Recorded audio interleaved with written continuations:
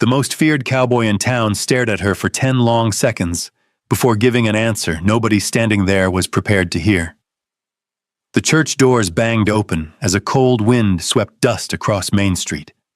A woman clutched a worn suitcase so tightly her knuckles turned pale. Across from her, the cowboy everyone avoided slowly rose from the bench outside the land office. A wagon wheel creaked. Somewhere, a horse stamped against the hitching rail. Then she asked him a question that froze the entire town in place.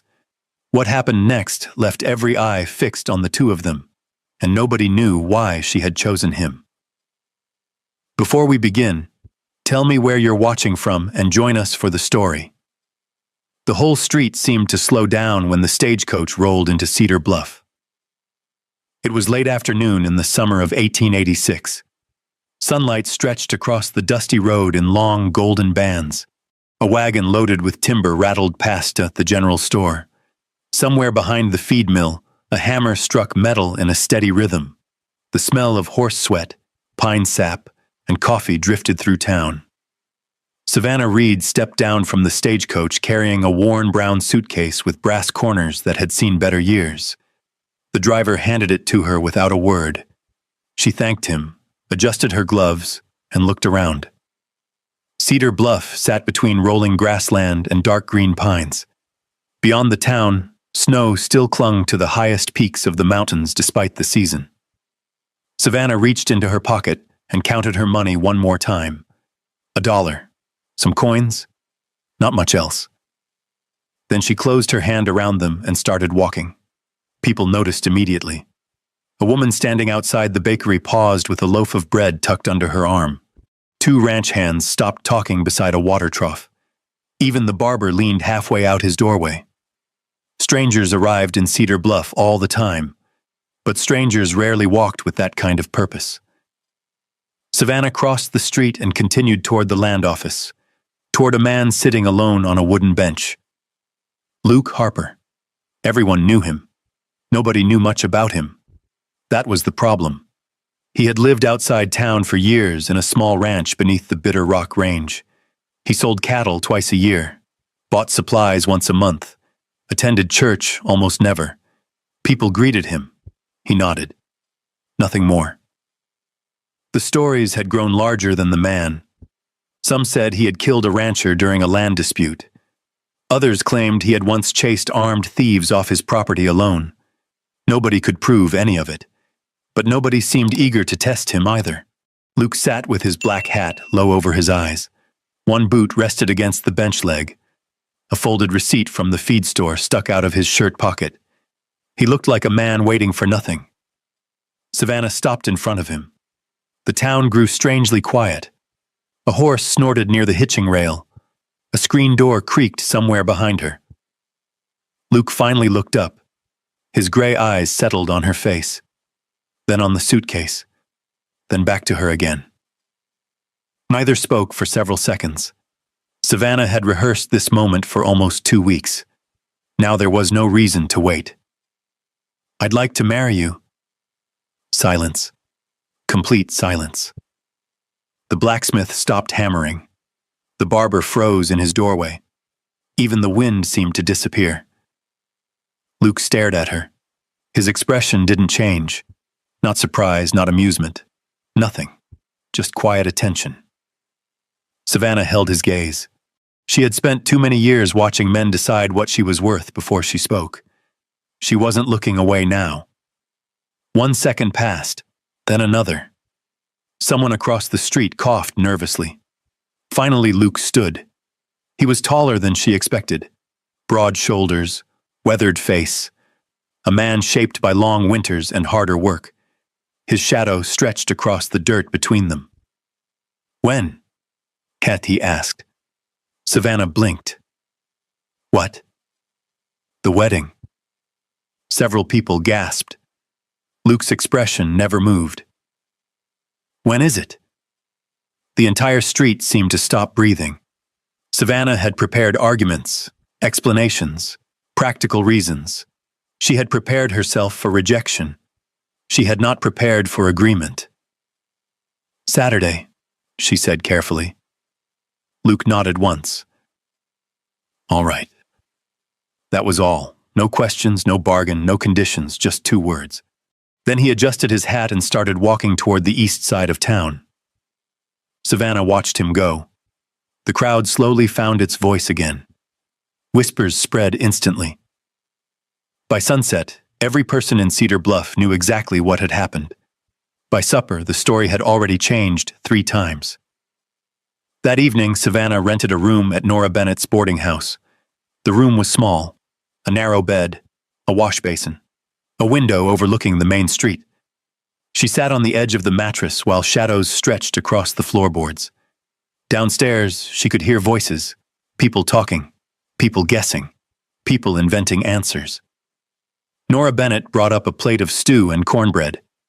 Before leaving, she hesitated at the door. "You sure about this?" she asked. Savannah looked up. "About what?" "Luke Harper." Savannah waited. Nora folded her arms.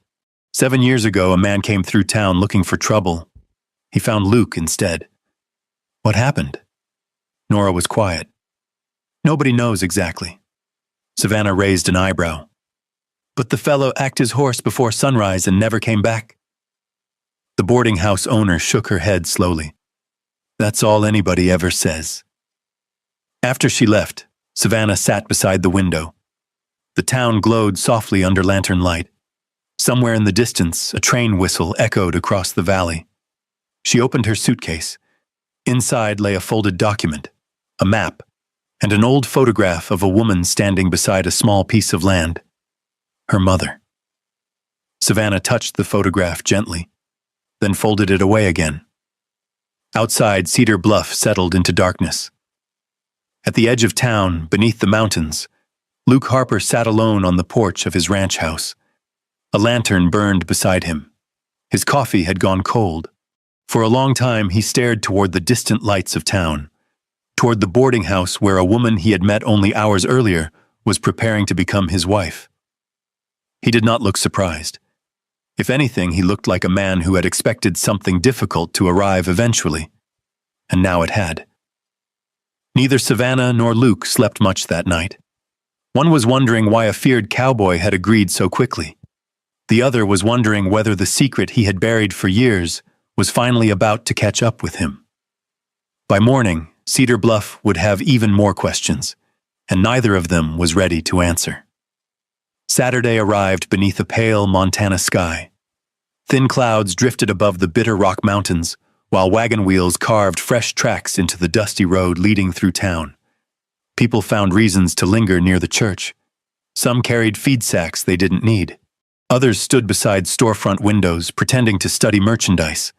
Nobody wanted to admit they had come to watch, but nearly everyone had. The wedding lasted less than 15 minutes. Reverend Samuel Price stood before the small congregation, with a Bible worn soft at the corners. Luke Harper wore a clean white shirt beneath his dark vest. Savannah wore the same blue dress she had arrived in. There were no flowers, no musicians, no family members filling the pews. Only curiosity. When Reverend Price asked if they would take each other as husband and wife, both answered without hesitation. The simplicity of it unsettled people more than any grand declaration could have. An hour later, they were riding north toward Luke's ranch. The road wound through open grassland, where cattle grazed behind weathered fences. Neither spoke much. Savannah sat upright in the wagon seat, her suitcase resting beside her. Luke held the reins loosely. The horses knew the road well enough to travel it without much guidance. At one point, Savannah glanced toward him. "You didn't ask me a single question." Luke kept his eyes on the road. "You asked me one.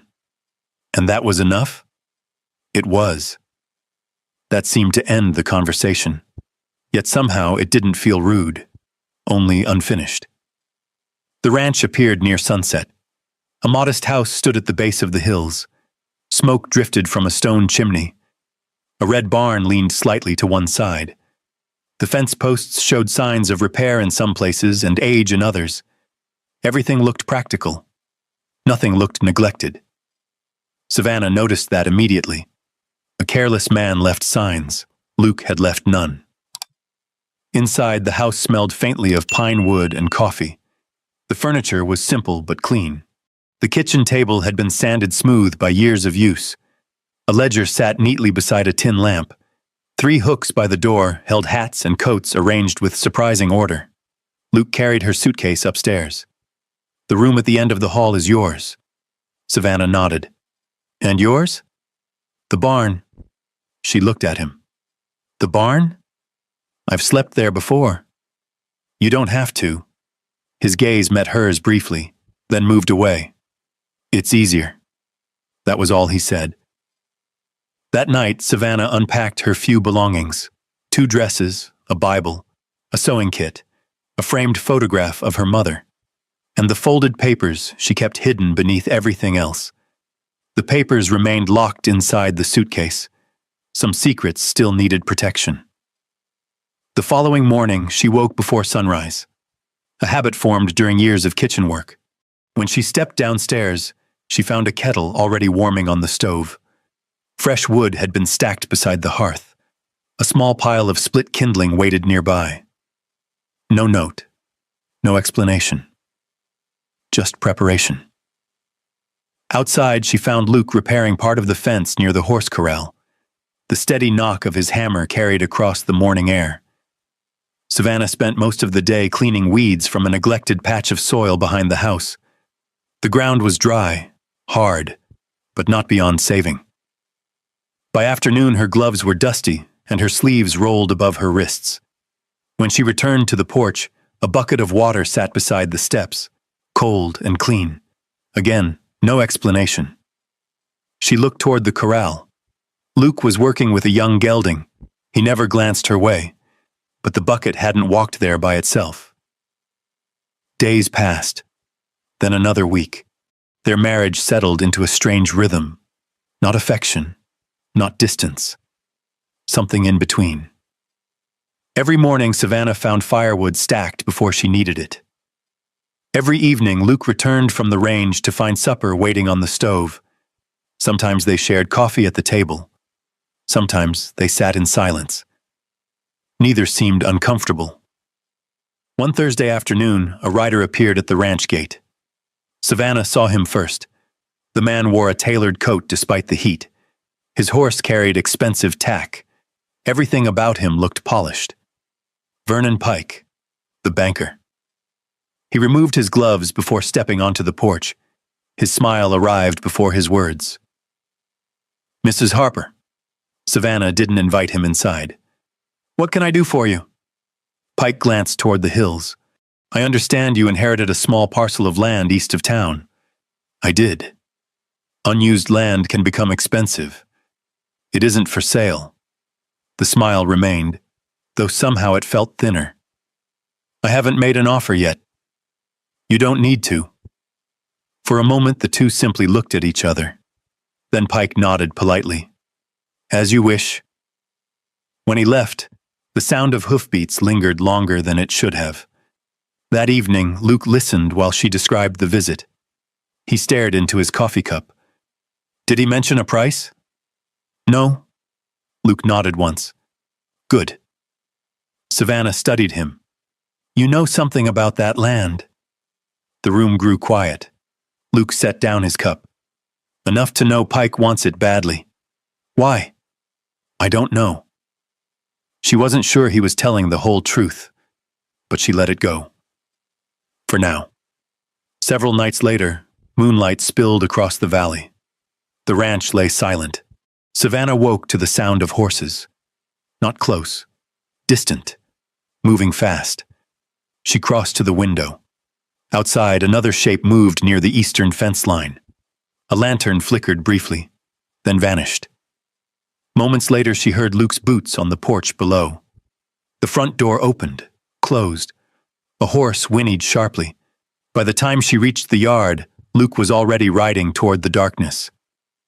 An hour passed before he returned. His horse was damp with sweat. His jaw looked tighter than usual. "Who was it?" Savannah asked. Luke dismounted slowly. "Someone digging." "Digging where?" He looked toward the distant hills. "Near the boundary markers of your land." Savannah felt something cold settle in her stomach. Did you catch them? No. The wind moved softly through the grass. Luke stared into the darkness beyond the fence. Whoever had been there was gone, but they had left behind a question neither of them could answer. Someone was searching for something, and whatever it was, it lay somewhere on Savannah Reed's land. The question followed them through the rest of the week. It sat between coffee cups in the morning. It lingered in the quiet after supper. It rode beside Luke whenever he checked fences near the eastern boundary. Neither of them spoke about it much, but neither forgot. A cold front rolled down from the mountains early that year. By mid-September, the mornings carried a sharp bite. Frost appeared on the grass before sunrise and disappeared only after the sun cleared the hills. One afternoon, Savannah rode into town for supplies. A sack of flour, lamp oil, a spool of thread. Simple things. She was leaving the general store when she noticed a stranger standing outside the bank. The man wore a dark coat despite the weather. Gray hair, straight posture, watchful eyes. He wasn't speaking, just looking. His gaze followed Luke's ranch road stretching north out of town. The feeling lasted only a moment. Then the man turned away.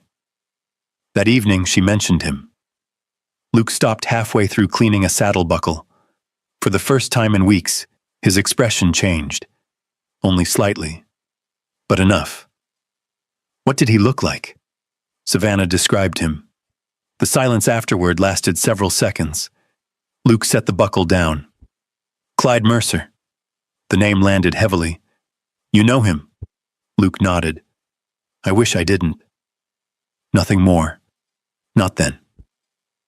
The following morning, Clyde Mercer arrived at the ranch. He rode a bay horse and carried himself like a man who believed every door would open for him eventually. Luke was repairing a gate when he arrived. Savannah watched from the porch. The two men stood 20 feet apart. Neither offered a handshake. The wind moved through the grass between them. Mercer finally spoke first. Been a long time. Luke's hammer rested against the fence rail. Not long enough. Mercer smiled. It wasn't friendly. More like someone opening an old ledger. You look well. You didn't come here to discuss my health.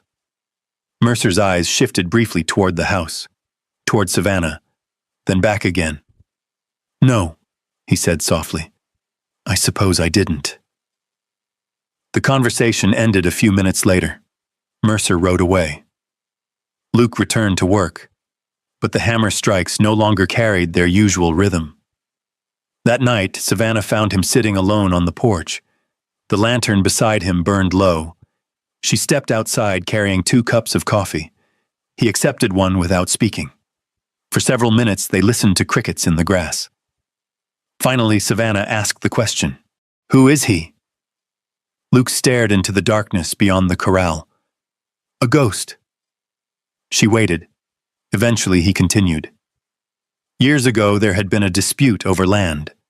A rancher died. The town needed someone to blame. Mercer had been sheriff then. He believed it was me. Was it? No. The answer came immediately, without hesitation. Savannah noticed that. Luke leaned forward slightly. There was a woman involved, older, living alone with her grandson. The lantern light caught the lines in his face. Someone wanted their property. His voice remained calm, almost too calm. I knew things I shouldn't have known. Savannah said nothing. Luke rarely volunteered pieces of himself. Interrupting felt wrong. The real men responsible had money, influence. He looked down at his hands. I stayed quiet. Why? Because the woman and the boy would have paid for it. The wind rattled the porch rail. Neither spoke for a while. At last, Savannah understood something. Luke Harper had not been hiding from guilt. He had been carrying a promise. The next day brought rain, a steady gray rain that soaked the fields and drummed against the barn roof. Unable to work outside, Savannah decided to clean the old storage shed standing behind the house. The building had belonged to her mother years earlier. Dust coated everything. Broken tools filled corners. Old crates sat stacked beneath cobwebs. By afternoon, she was sweeping behind a workbench when the broom struck metal. A hollow sound. Different from wood, she knelt immediately. The object lay buried beneath loose boards and dirt. An iron box. Rust covered the hinges. The lock had long ago broken away. Her pulse quickened. Carefully, she lifted the lid. Inside lay folded papers wrapped in oilcloth. Maps, land surveys, bank records, letters. The smell of old paper drifted upward. Rain tapped steadily against the roof while Savannah unfolded the first document. Her eyes moved across names and signatures, then stopped. Vernon Pike. Again, and again, and again. Transfer agreements, property acquisitions, amounts of money, some legitimate, some deeply questionable. The deeper she looked, the worse it became. By evening, the kitchen table was covered in documents. Luke removed his hat slowly when he saw them. "What is all this?" Savannah handed him one paper. He read it, then another, then another. The room grew quieter with each page. Finally, he sat down. His jaw tightened. "I know these names." Savannah looked up. "So do I." Luke spread one survey map flat across the table. His finger followed a series of property lines. Suddenly, everything connected. The abandoned land, the banker, the digging, the repeated offers, the hidden records. Luke looked at Savannah. For the first time since their marriage, genuine concern appeared openly in his eyes. "Your mother's land isn't just land." "What is it?" His voice dropped. "It's proof." Outside, thunder rolled across the valley. Neither noticed, because both were staring at the same realization. The small, forgotten parcel Savannah had inherited might be the one thing capable of destroying Vernon Pike's entire empire. And somewhere beyond the rain-soaked darkness, other people were beginning to realize that too. The trouble started quietly. That was how trouble usually arrived in Cedar Bluff. Not with shouting, not with gunfire, with whispers. 3 days after the documents were discovered, Savannah walked into town and felt the difference immediately. Conversations stopped when she entered the bakery. A man at the feed store looked away when she nodded hello. 2 women standing near the church lowered their voices the moment she passed. By noon, the rumors had spread across every wooden sidewalk in town. People were saying Luke Harper had hidden evidence for years. Others claimed he had stolen land. Some said Clyde Mercer was finally coming back to expose the truth. Nobody seemed to know exactly what the truth was. That didn't stop them from discussing it. When Savannah returned to the ranch, she found Luke repairing a wagon wheel beneath the barn awning. He looked up once. That was enough. He already knew. "They've started talking," she said. "They always do." The hammer struck wood again, steady, controlled. But there was tension beneath it. That evening, Vernon Pike arrived with 2 men from town. They carried folded papers, official papers. Judge Walter Finch's seal marked the bottom corner. Pike remained polite. He always remained polite. That was part of what made him dangerous. He informed Savannah that questions had been raised regarding ownership records tied to her mother's property. Until the matter was resolved, a petition had been submitted requesting temporary review of the land. Review.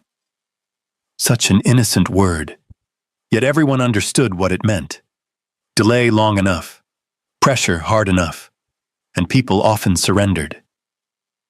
Savannah read every page before handing them back. Pike watched carefully, almost hopefully. "I'm not signing anything." His smile remained. "I didn't expect you would." After they left, darkness settled across the valley. The lantern inside the kitchen cast a warm circle across the table. Luke sat quietly for a long time. Finally, he pushed back his chair. "I'm leaving." Savannah looked up. "What?" "If I'm gone, this ends." "No. They want me. They want the land." Luke shook his head. They're using the land to get to me. The room fell silent. Outside, wind rattled the porch rail. Savannah stared at him, at the man who had faced rumors for years without complaint. The man who left hot water outside her door. The man who never asked questions he didn't need answered. And now he was preparing to disappear. Again. Before sunrise, she woke to the sound of a saddle being tightened. The ranch yard lay gray beneath the first light of dawn. Luke's horse stood ready. A bedroll was tied behind the saddle. Savannah crossed the yard without a coat. The cold air stung her face. Luke paused when he saw her. Neither spoke immediately. The river below the ridge moved quietly through the cottonwoods. A crow called somewhere in the distance. Savannah reached into her pocket. Slowly, she removed her wedding ring. Then she stepped forward and placed it in his hand. Luke looked down at it, confused. "If you're leaving because of me," she said softly, "then keep it." The ring rested in his palm, cold, heavy, real. "If you ride away now," she continued, "they win." Nothing moved, not the horses, not the trees, not even the wind. Luke stared at the ring for several seconds. Then he closed his fingers around it. Something changed in his face. Not dramatically, just enough. The look of a man reaching the end of a road he had traveled too long. Without another word, he untied the bedroll from the saddle. Savannah released a slow breath. Luke led the horse back toward the barn. And for the first time in many years, he chose not to run. The days that followed were different. Purpose replaced uncertainty. Luke spent long hours riding across the county searching for people connected to the old case. Savannah organized every surviving document from the iron box. Each paper was carefully flattened, sorted, and wrapped in fresh cloth. Reverend Samuel Price became their quiet ally. Twice each week he carried letters between Cedar Bluff and the county courthouse. Judge Walter Finch agreed to review whatever evidence could be presented. The pieces were finally moving. Yet one problem remained. They still needed proof. Real proof. Not rumors. Not suspicions. Proof strong enough to break Vernon Pike's hold. The answer arrived on a cold October evening. A lantern glowed on the porch when an old rancher appeared at the gate. His beard was white. His shoulders bent with age, but his eyes remained sharp. Luke recognized him immediately. "Eli Turner." The old man nodded. "I heard you're finally fighting back." Luke invited him inside. The three of them sat around the kitchen table while coffee steamed between their hands. For a long moment, Eli simply studied the flame inside the lantern. Then he spoke. The man who died all those years ago knew he was in danger. Luke leaned forward slightly. Eli reached inside his coat. A folded envelope appeared. Yellow with age. Still sealed. Before placing it on the table, he looked directly at Luke. He left a statement. Silence filled the room. Savannah's breath caught. Luke didn't move. For years, that statement had existed only as a rumor. A possibility, nothing more. Now it lay on the table between them. Real. Waiting. Eli rested his weathered hand atop the envelope. "The truth survived," he said quietly. Outside, the wind rose over the Bitter Rock Mountains. Inside the small ranch house, hope returned for the first time in a very long while. And this time, it came carrying evidence. Nobody slept much that night. The envelope remained on the kitchen table beneath the lantern light. Luke looked at it several times but never opened it. Not yet. Eli Turner drank one final cup of coffee before standing to leave. When he reached the door, he paused. "The truth doesn't do much good hidden in a drawer," he said quietly. Then he stepped into the cold Montana night and disappeared into the darkness. The next morning, Reverend Samuel Price arrived before sunrise. Together they opened the envelope. Inside was a signed statement written years earlier by the man whose death had changed Luke Harper's life. The handwriting shook in places. The ink had faded, but the meaning remained clear. Names, dates, land transactions, threats, and one detail that stopped the room cold. Vernon Pike had been involved from the beginning.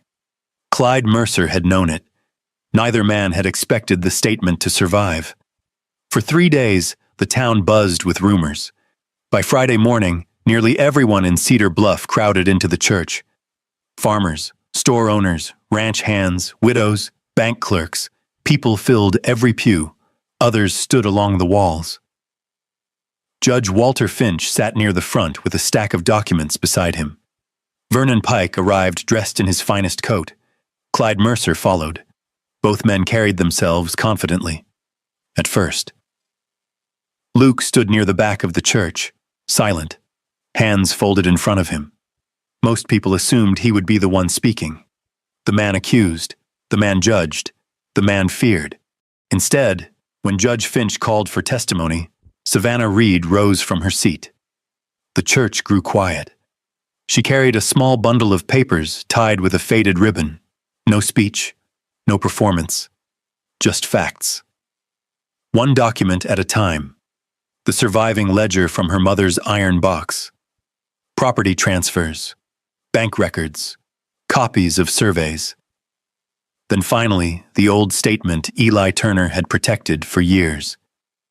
Each paper landed on the table with a soft sound. The room listened. Judge Finch read carefully. Again and again. Questions followed. Answers followed them. The story Vernon Pike had built over the years began falling apart piece by piece. Not quickly, not dramatically. The way old wood finally gives way after years of pressure. By midday, nobody was looking at Luke anymore. They were looking at Pike and Mercer. The confidence slowly disappeared from both men. For the first time, neither seemed to know what to say. Late in the afternoon, Judge Finch stood. The church became completely silent. Outside, wind moved through the cottonwoods. Inside, nobody shifted in their seat. The ruling was simple. The records were legitimate. The land belonged to Savannah Reed. The accusations against Luke Harper were unsupported. Further investigation would proceed regarding Pike's business dealings and Mercer's actions years earlier. That was all. No cheering, no celebration. Just a long breath released by an entire town at once. When people finally began leaving, many avoided Luke's eyes, not because they feared him, because they suddenly understood how wrong they had been. A week later, Vernon Pike left Cedar Bluff. Clyde Mercer left soon after. Neither was missed. Autumn settled across the valley. Golden grass covered the hills. The first snow appeared high in the mountains. Life slowly returned to normal, at least for everyone else. For Savannah, things felt different. The agreement had been fulfilled. Her land was safe. The danger had passed. The reason she had asked a stranger to marry her no longer existed. One evening, she packed her suitcase, the same suitcase she had carried off the stagecoach months earlier. Luke noticed immediately. He said nothing. Neither did she. The next morning, a wagon waited beside the station. Savannah stood near the platform holding her ticket. A few travelers moved about. Steam drifted from a nearby engine. She looked toward the mountains one last time. Then she heard footsteps. Luke Harper. He stopped beside her, still wearing the same black hat, still carrying himself with that quiet steadiness. For several seconds, neither spoke. Then he handed her a folded document. Savannah opened it. Her eyes widened. It was the ranch deed. Both names appeared on the page. Savannah Reed Harper. Luke Harper. Equal owners. Equal partners. She looked up. Luke shifted his weight slightly. The closest thing to nervousness she had ever seen from him. "I think this has been your home for a while now," he said. No grand speech. No dramatic declaration. Just the truth. simple and direct. The way he always spoke. The wagon driver called for passengers. Savannah looked at the ticket in her hand, then at the deed, then at Luke. Slowly, she folded the ticket and slipped it into her pocket. Unused. Luke's shoulders relaxed almost imperceptibly. Together they walked away from the station. A year later, the ranch looked different. The fences stood straighter. The cattle herd had doubled. A thriving garden stretched beside the house. Rows of squash and beans filled the soil Savannah had worked with her own hands. One quiet spring morning, sunlight spilled across the porch. Birdsong drifted from the cottonwoods. Luke sat outside shaping pieces of wood, a small cradle slowly taking form beneath his hands. Inside the house, Savannah stood by the window watching him. Neither spoke. Neither needed to. Beyond the pasture, the bitter rock mountains glowed beneath the first light of day. The man the town had once feared had finally found peace. The woman who arrived with a single suitcase and nowhere to belong had found a home.